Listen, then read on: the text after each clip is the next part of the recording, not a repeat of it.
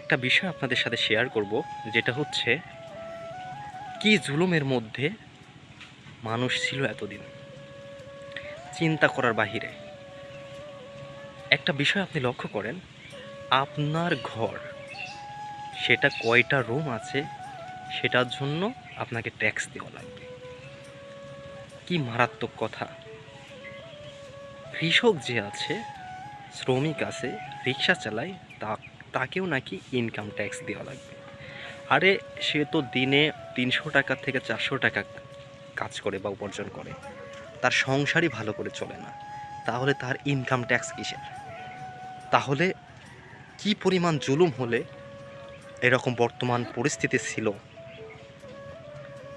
যা বর্তমানে এখন আলহামদুলিল্লাহ সমস্ত জুলুম চলে যাবে। এবং একটা কথা আপনাদের বলি, ঈশ্বরদী উপজেলার মধ্যে কোথাও যদি কোনো প্রতিষ্ঠানে আপনার থেকে ঘুষ চায়, তাহলে সঙ্গে সঙ্গে কানের নিচে 2টা থাপ্পড় দিয়ে দিবেন। পাশে আছি আমরা, জনতা।